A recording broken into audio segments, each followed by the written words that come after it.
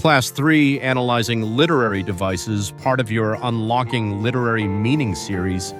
It's structured with an introduction, deep exploration of devices, techniques to identify them, and close reading exercises, all ideal for English literature students. Why is this class important? Literary devices are not just decorative tools, they enhance meaning, build emotion, and guide interpretation. If you understand these tools, you can unlock the true depth of any poem, novel, or play. Part 1. What are literary devices? Definition: literary devices are techniques writers use to express their ideas, enhance their writing, and engage readers. Purpose: to create vivid imagery, to build rhythm or mood, to subtly convey deeper meanings, to influence how the reader interprets the story. Part 2. Common literary devices and their functions. Let's now explore 5 powerful literary devices. 1. Imagery. Definition: descriptive language that appeals to the senses. Sight, sound, smell, touch, taste. Function: helps readers visualize and feel the scene. Example: the golden sun dipped below the horizon, painting the sky with fiery streaks of red and orange. 2. Symbolism. Definition: using symbols, objects, characters, colors to represent deeper meanings. Function: adds layered meaning and invites interpretation. Example: in The Great Gatsby, the green light represents Gatsby's hope and the American dream. 3. Foreshadowing. Definition: hints or clues about what will happen later in the story. Function: builds suspense and prepares the reader.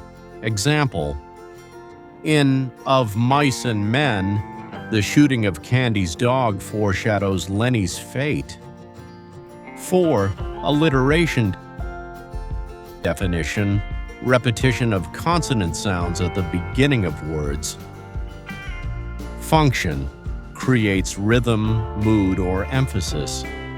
Example: she sells seashells by the seashore. 5. Irony.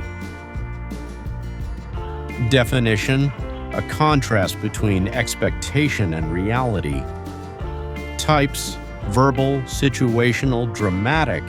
Function: creates surprise, humor, or critical insight.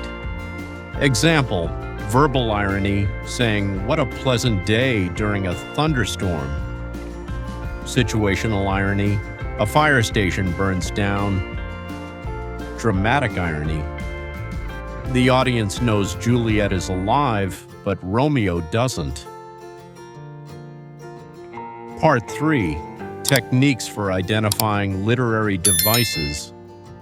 When reading literature, ask yourself, 1. What stands out in the language? Are there strong sensory details, repetitions, or contradictions? 2. Are certain words or phrases repeated that could indicate symbolism or alliteration? 3. Is something being hinted at? That might be foreshadowing. 4. Does an object or color appear frequently? Consider if it symbolizes something. 5. Does the situation seem opposite to what you'd expect? Look for irony. Part 4. Close reading of passages. Let's do some practical analysis. Passage 1. To Kill a Mockingbird by Harper Lee. Mockingbirds don't do one thing but make music for us to enjoy. That's why it's a sin to kill a mockingbird. Analysis: symbolism. The mockingbird represents innocence and goodness. Theme connection: the wrongful punishment of the innocent. Passage 2. The Road Not Taken by Robert Frost. Two roads diverged in a wood, and I took the one less traveled by, and that has made all the difference. Analysis, imagery, visual of diverging roads in a forest. Symbolism, roads equals life choices. Theme, the importance and impact of personal decisions. Passage 3, 1984 by George Orwell. War is peace, freedom is slavery, ignorance is strength. Analysis, irony, and paradox. These contradictory slogans show the manipulation of truth by oppressive regimes. Theme connection, the abuse of language and power. Conclusion. Today you've learned the role of literary devices in enhancing storytelling, how to identify and interpret devices like imagery, symbolism, foreshadowing, alliteration, and irony, how close reading helps uncover deeper meaning in literature. Remember, the more you analyze, the better you become at interpreting literature like a pro. Keep practicing with short texts, poems, and novels. In the next class, we'll go deeper into understanding character development. Definition of character development and its significance in storytelling.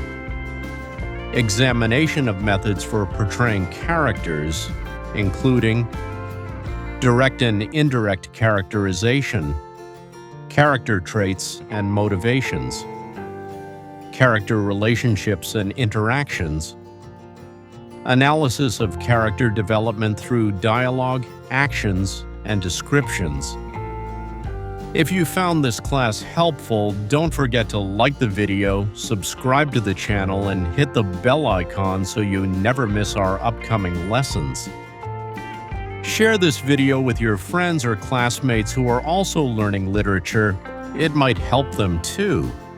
Do you have any doubts or need help with a particular topic in literature?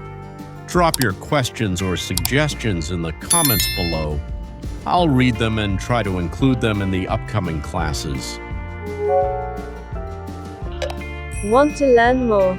Choose any video here or visit our channel for unlimited learning and improve your English every day.